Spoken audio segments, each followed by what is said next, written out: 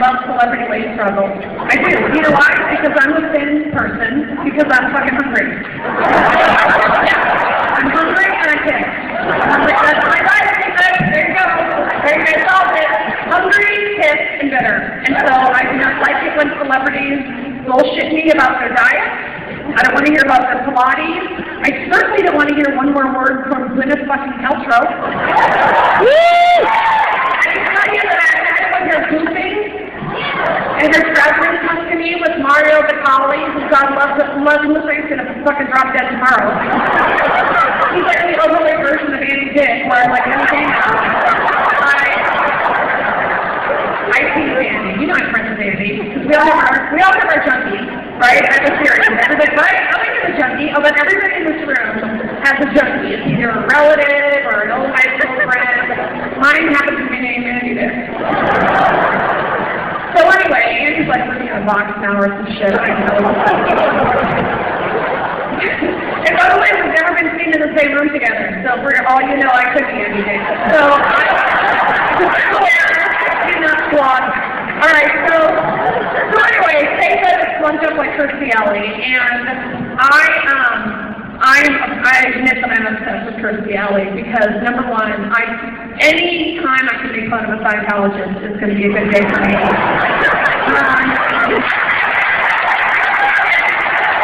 hard for me to offend a religious group.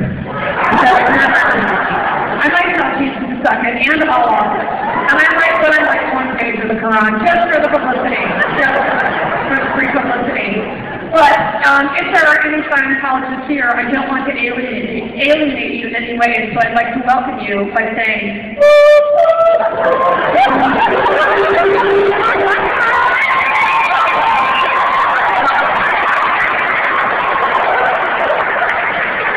we have a big flight back tomorrow. No, I love Kirstie Alley because she's one of my favorite Scientologists because she's openly nutty. I love, of course, when she's on Oprah because I can hear Oprah introduce her all day. There she is, my friend!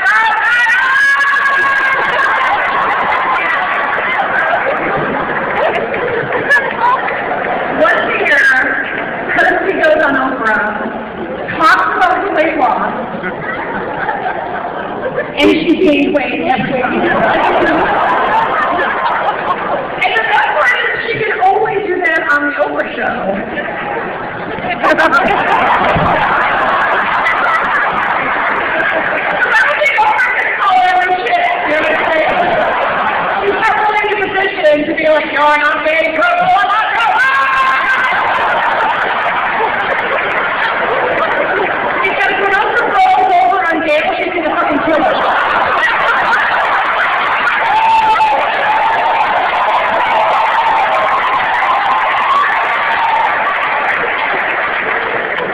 Hey guys, look up. I don't mean to bother you again, but if you don't know who Gail King is, she's Oprah's longtime husband. And those two have been together, you know, like over there in Montecito for years. God love them.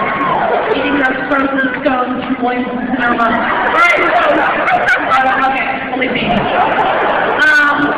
By the show in the pack. Okay, so if you know the end of this year is Oprah's last season on regular TV.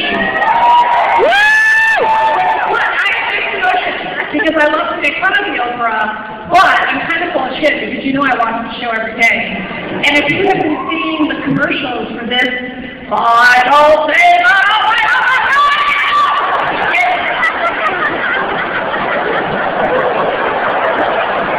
it's so self-righteous because she keeps showing herself in slow motion with like head to stage. And she really thinks at this point that she's the slightly overweight Dalai Lama. I don't think the Texas State Fair helped any. But anyway, you know what I'm talking about.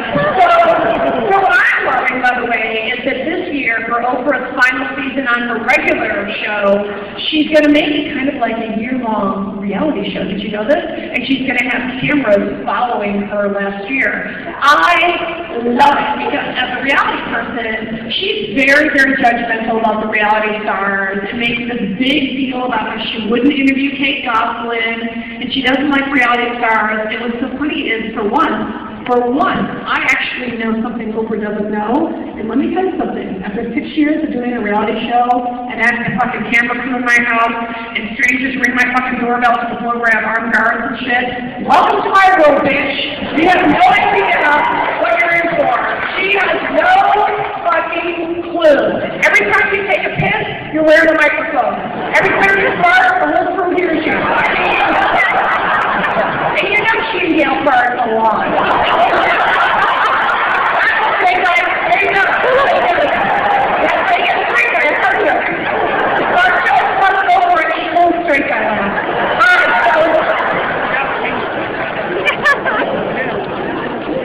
I just heard someone call. I literally just heard someone shoot.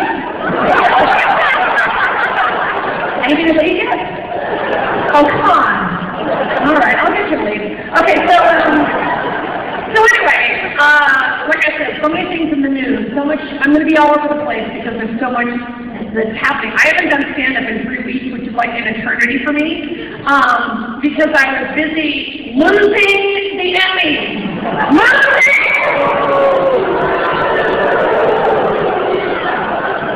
Okay, alright, first of all, I'm still walking through it, because as you saw on the tape, there was a triumphant moment of winning, and let me tell you something about the Emmys. You know, it's an honor to be nominated. Fuck that. It fucking sucks.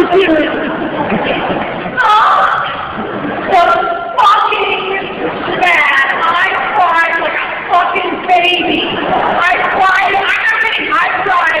I had a fucking dancing limo. I was sobbing so bad. I went with Griffin. You know who she is?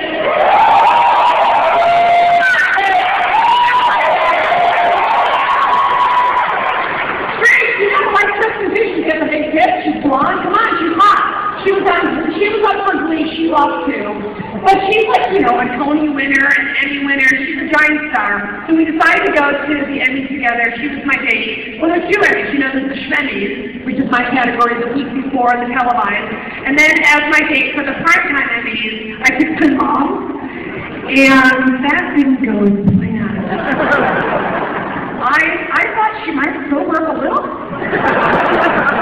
I was wrong. Alright, so it was really so funny because the Schmemmys are like a Saturday, a week before the prime time. And to go with Kristen Chenoweth, who's so professional, a giant star, a Christian who thinks I'm funny, how about that? Right? Like, you're being great, you're telling jokes, thinks I'm funny, and a nominee, and of course she's like so beloved, and Kristen Chenoweth never makes enemies, except for like hanging out with me, probably she's in trouble, but anyway. And then to go with my mom, who was just fucking hammered beyond belief.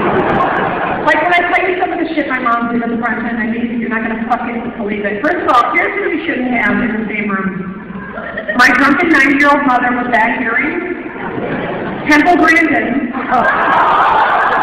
and Dr. Jack Kevorkian.